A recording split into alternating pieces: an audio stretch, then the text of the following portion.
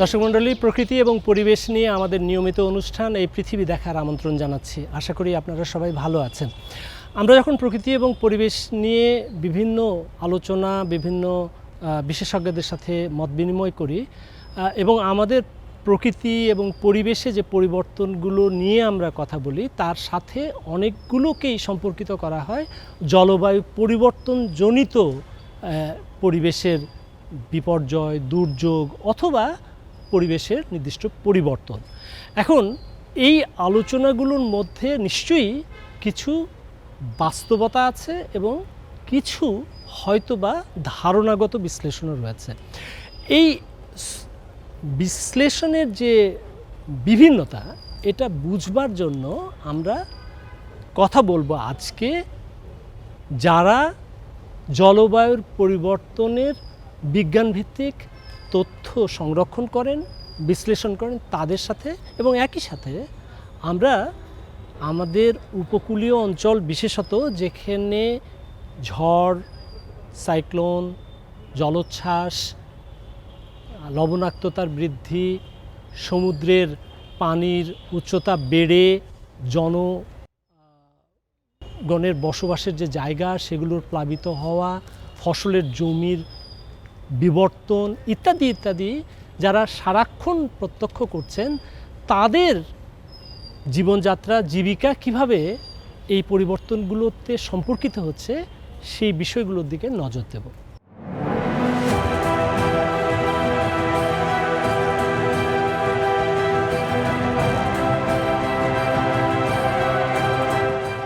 জলবায়ু পরিবর্তন এখন দেশে বিদেশে সবচেয়ে আলোচিত প্রসঙ্গ।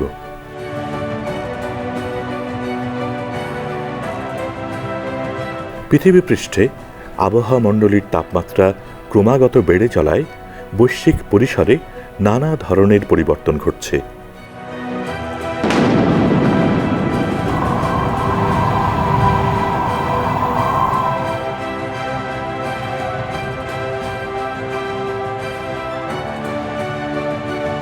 সমুদ্রপৃষ্ঠের উচ্চতা বেড়ে যাওয়া, পর্বতমালার উপর জমে থাকা হিমবাহ দ্রুত গলে নদী অববাহিকায় প্লাবন, নদীর জলধারায় বেশি মাত্রায় পলি বয়ে আনা, আবহাওয়া মণ্ডলীর পরিচিত গ্রীষ্ম, বর্ষা, শীত, বসন্তের ঋতুচক্রে অস্থিরতা, প্রলম্বিত বৃষ্টি বা দীর্ঘ খরা, ঘন ঘন ঝড়, বজ্রপাত সহ বিভিন্ন দুর্যোগের তীব্রতা বৃদ্ধি।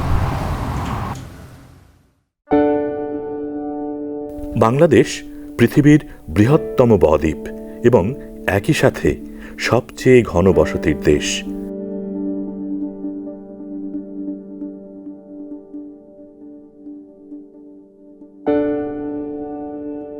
গঙ্গা, ব্রহ্মপুত্র, মেঘনা নদী ও তাদের অসংখ্য শাখা প্রশাখা জালের মতো ছড়িয়ে রয়েছে এদেশের ছোট্ট ভূখণ্ডে।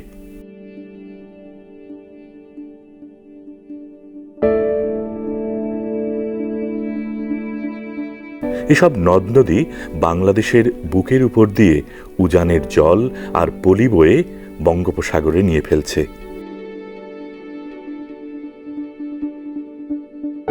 প্রমত্তা নদীর চলার পথে কখনো পাড় ভেঙে বিস্তীর্ণ জনপদ বিলীন হয়ে যায়, আবার সেই নদী তেজ হারিয়ে নতুন চর গড়ে। নদী পাড়ের বাংলাদেশে ভাঙা গড়ার এই প্রক্রিয়া অনাদিকাল থেকেই চলে আসছে।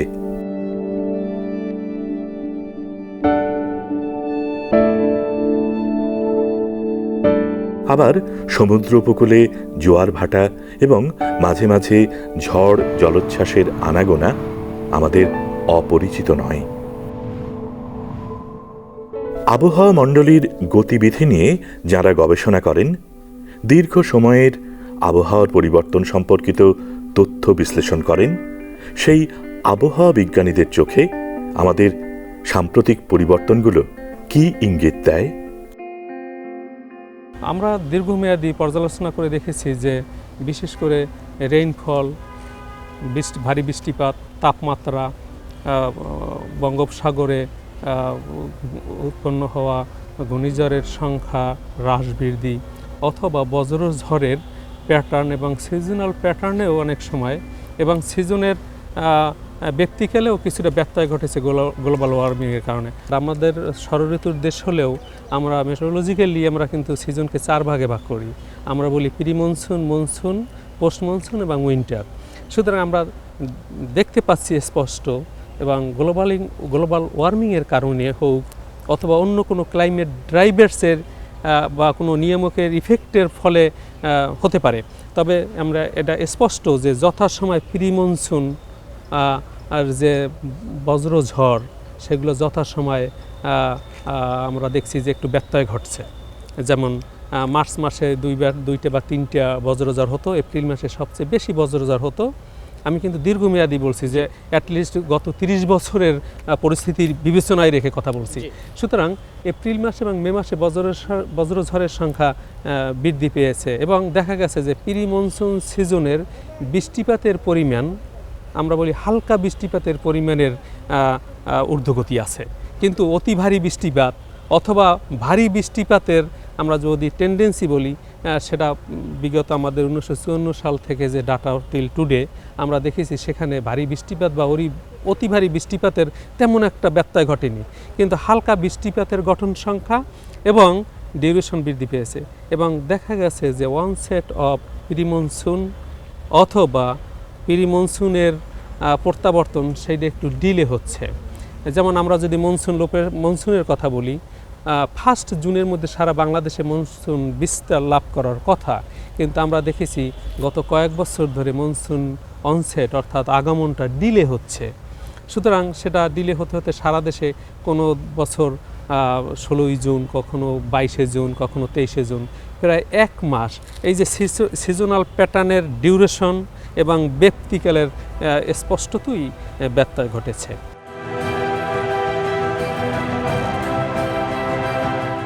জলবায়ু পরিবর্তন এবং তার প্রভাবে আমাদের পরিবেশে পরিবর্তন একটি চলমান প্রক্রিয়া। দুর্ভাগ্যজনক বিষয় হল বৈশ্বিক এ পরিবর্তনে আমাদের দেশের মানুষের ভূমিকা নগণ্য। ভৌগোলিক অবস্থানের বিশেষত্ব এবং অত্যন্ত ঘন বসতির দেশ হওয়ায় আবহাওয়ার অতি সামান্য পরিবর্তনও আমাদের জন্য মারাত্মক বিপর্যয় ডেকে আনছে।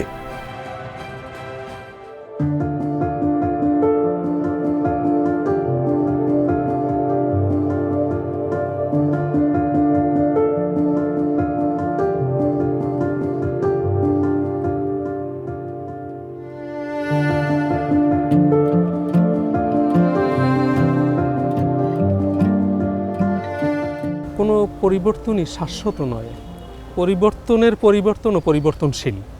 সুতরাং আমরা যদি দেখি যে আমরা যদি ধরেন 500 বছর বা 600 বছর আগে দেখি, ইভেন অত দূরে যাওয়ারও দরকার নাই, আমাদের এখানকার যে পরিক্রমা, যদি তাপ প্রবাহের কথা আমরা বলি, দেখবেন যে 60-এর দশকে তাপমাত্রা ছিল 42-এর উপরে, কিন্তু আমাদের এখন তো তাপমাত্রা এরকম ওঠে না। তখন তো এত গ্লোবাল ওয়ার্মিং ছিল না। সুতরাং তখনও, অর্থাৎ আমি বুঝাতে চাচ্ছি যে সাম different phenomena lies in the atmosphere which is responsible for the occurring of the events. আমাদের এই অভ্যন্তরে যেসব পরিবর্তন হচ্ছে বিশ্ব উষ্ণায়নের কারণে, সেগুলোও সতত পরিবর্তনশীল। এবং আমরা গত কয়েক বছর ধরেই আমরা সবাই বলে আসছিল যে আমাদের দেশের তাপমাত্রার যে ঊর্ধ্বগতি সেটা আর কমবার না, কিন্তু এখন আবার দেখা গেছে 2016 সাল ছিল উষ্ণতম বছর, 14 সাল ছিল উষ্ণতম বছর পৃথিবীতে, 17 সাল কিন্তু তার চেয়ে রিলেটিভলি একটু কম উষ্ণায়ন ছিল, 18 সাল কম ছিল, 19 সালে আবার দেখা গেছে যে এই যে তাপপ্রবাহ সেটা দীর্ঘমেয়াদী, অনেক দিন হালকা তাপপ্রবাহ সেটা দীর্ঘদিন, আপনার ডিউরেশনটা দীর্ঘদিন ছিল। সুতরাং এই ইভেন্ট ওয়াইজ পরিবর্তনেরও পরিবর্তন হচ্ছে, আবার সিজনাল প্যাটার্নের যে পরিবর্তন তারও পরিবর্তন হচ্ছে, এবং আমি বিশ্বাস করি কোনো পরিবর্তনই শাশ্বত নয়, পুনরাবৃত্তি ঘটে।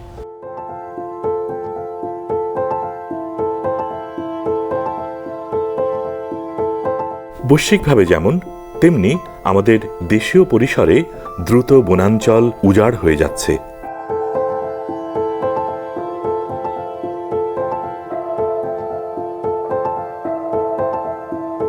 চাষের জায়গা, বসবাসের জায়গা খুঁজতে মানুষ নদীর প্লাবনভূমি, জোয়ারে নিয়মিত প্লাবিত হয় এমন নিম্ন ও চরাঞ্চল এবং উপকূলের নিচু জমিতে বসত গড়ছে।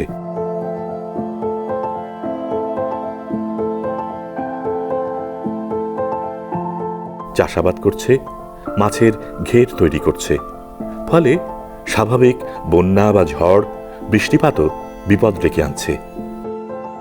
মাঝে মাঝে সমুদ্রের উঁচু ঢেউ, জোয়ার বা ঘূর্ণিঝড় এলে ঘরবাড়ি ভেসে যাওয়া বা ফসলের জমিতে নোনা জল ঢুকে বিপুল সংখ্যক মানুষের জীবন জীবিকা বিপন্ন হয়ে পড়ছে।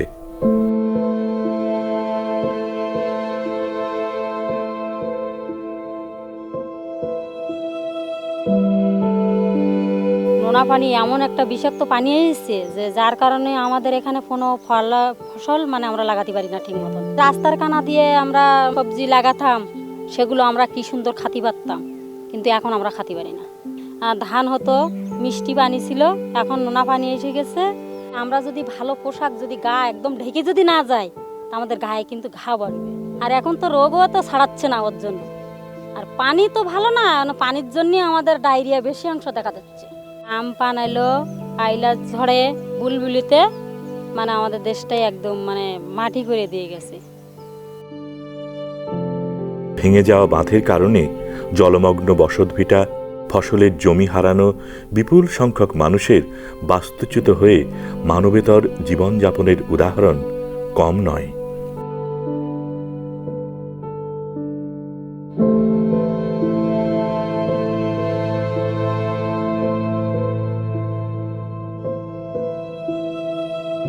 নদী ভাঙন তো ছিল মেলা দূরে, সেখান থেকে ভাঙতে ভাঙতে এখন এই আমাদের এখানে একটা বড় একটা রাস্তা ছিল, গ্রাম্য রাস্তা, সবাই যাতায়াত করতাম, মোড়ে টোড়ে বাজারঘাটে যাতায়াত করতাম, সেই রাস্তা ভেঙে বিটি বাড়ি এখানে কারণ নাই। এখানে তো আমাদের চাওতাবাইদের বসত বাড়ি ঘর ছিল, পাকা ঘর ছিল দুইটা, আরও কাঁচা ঘর ছিল 10-15টার মতন ঘর ছিল, দুইটা বিটা টোটালি মোটে নাই।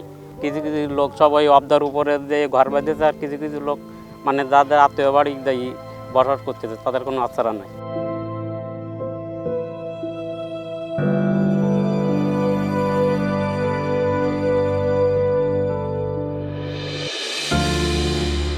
আমাদের উন্নয়ন ব্যবস্থাপনা এবং দুর্যোগ প্রতিরোধ ও ব্যবস্থাপনার সম্পর্ক নিবিড়।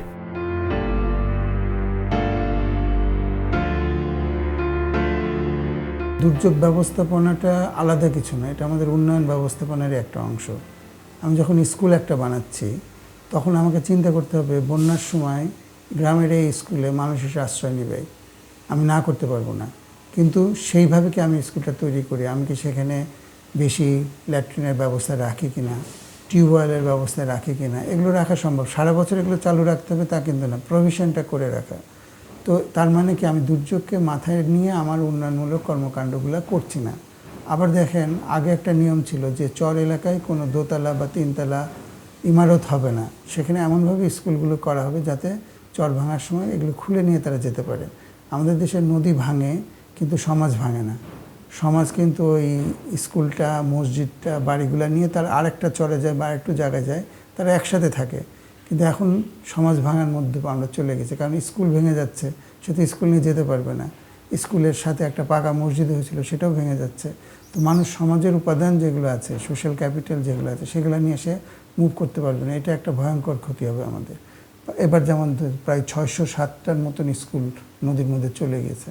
এগুলো যাওয়ার কথা ছিল না যদি আমরা বিজ্ঞানকে অনুসরণ করে এইগুলো বানাতাম। যে কোথায় ভাঙবে আমাদের দেশের প্রতিষ্ঠানে কিন্তু বলে দিতে পারে 2 বছর আগে যে কোন জায়গায় আগামী 2 বছরের মধ্যে ভাঙার সম্ভাবনা আছে।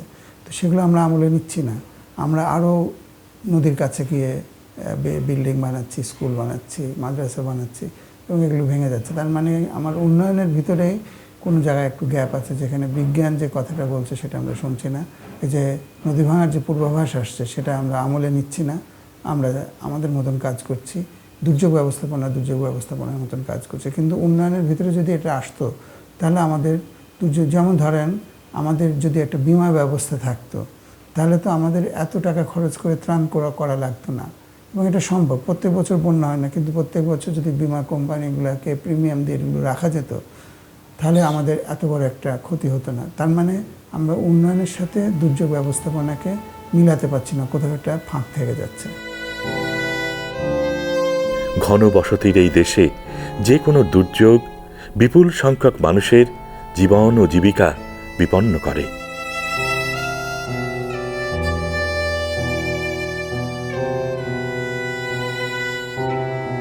দুর্ভাগ্যজনকভাবে সংকীর্ণ লাভের প্রলোভন দীর্ঘমেয়াদে বড় মূল্যের বিপর্যয় ঠেলে দেয়। জলবায়ু পরিবর্তন এটা পৃথিবীর শুরু থেকেই হচ্ছে, এটা সবসময়ের একটা চলমান প্রক্রিয়া।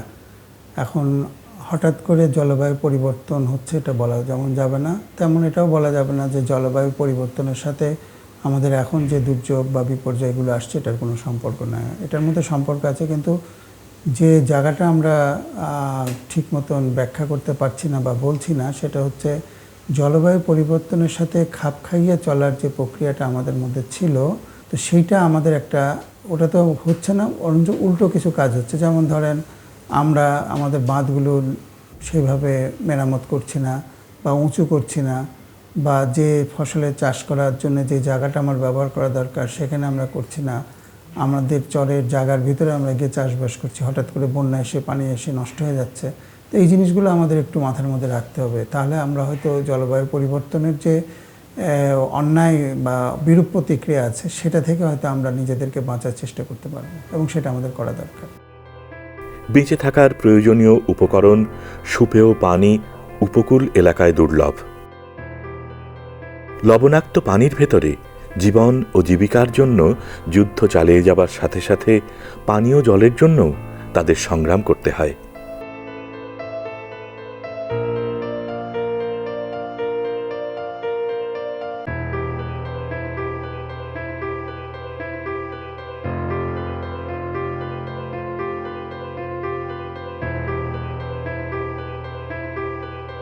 নীলডুঙুরের থেকে আসতে হয়, দেখনেখালিতে, আড়পাঙাশিয়াতে, কাছারের ব্রিজিতে, যে কোনো মানে বিশাল দূরস্থাতে আমাকে এলাকায় পানির সমস্যা বিশাল। খাওয়ার বানার এই পানিটা নিতে হয়, চাইপে নিতে হয়। এলাকা এমনি লবণ এলাকা, তারপরে এইটা আসে, তো এই পানিটা আসে চাইপে নিতে হয়, অনেক দূরস্থানের থেকে আসে। ওই যে আসতেছে ওই সাইডের, ওই সাইডে পুকুর আছে, ওই পুকুরের থেকে আসে। আর যারা নীলডুঙুরির থেকে আসে তাকে বাড়ি ধরো প্রায় 3-4 কিলোমিটার। এই এলাকায় এমনি পানির সমস্যা বিশাল, তবে আসতে দেখা যায় না খালি তো হয় না, কেউ বৃষ্টির পানি ধরে খায়, যারা অনেক দূরস্থ তারা আসতে পারে না। আর দেখা যাচ্ছে আমাদের বাড়ি দূরস্থ, আমাকে খাওয়ার পানি নিতে হয় শুধু। লবণাক্ত পানির নিচে ডুবে যাওয়া ফসলের জমিতে লবণ সহিষ্ণু বিভিন্ন ফসলের চাষ, মাছ চাষের কৌশলও আয়ত্ত করতে হয়।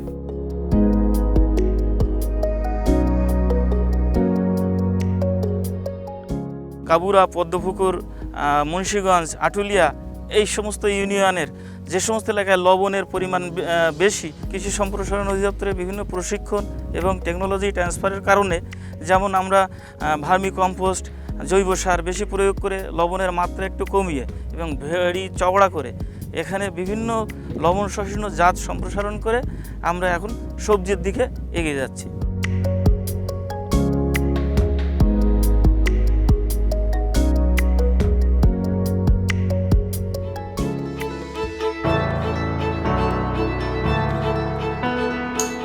একই সাথে দুর্যোগের সাথে লড়াই করে টিকে থাকার সামর্থ্য এবং শক্তিতেও আমাদের দেশের সাধারণ মানুষের সাহস অনন্য। দর্শক মণ্ডলী, আপনারা আমাদের সাথে আজকে বাংলাদেশের উপকূল অঞ্চলের বিস্তীর্ণ এলাকা দেখলেন। আমাদের এই ছোট্ট ভূখণ্ডের মধ্যে জলবায়ুর পরিবর্তনের তীব্রতার কারণেই বলুন, অথবা আমাদের পরিবেশের পরিবর্তনের কারণেই বলুন, মানুষের জীবন জীবিকা কিন্তু নানাভাবে চ্যালেঞ্জের মুখে পড়ছে। এই চ্যালেঞ্জগুলো সে কীভাবে মোকাবেলা করছে, কিভাবে সে নিজেকে অভিযোজিত করছে, সেটি অবশ্যই দেখবার বিষয়। আমাদের মনে রাখতে হবে যে আমাদের জীবনের যুদ্ধ শুধু আমার চারপাশের এই শহুরে পরিবেশেই নয়, আমার উপকূলের যে মানুষ, নদী পাড়ের যে মানুষ, তার জীবনের যুদ্ধ সম্পূর্ণ ভিন্ন রকম, এবং সেখানে সেই তীব্র যুদ্ধ করেই টিকে আছে, বিকশিত হচ্ছে। আজ এ পর্যন্তই। আগামী অনুষ্ঠান দেখার আমন্ত্রণ রইল। ধন্যবাদ।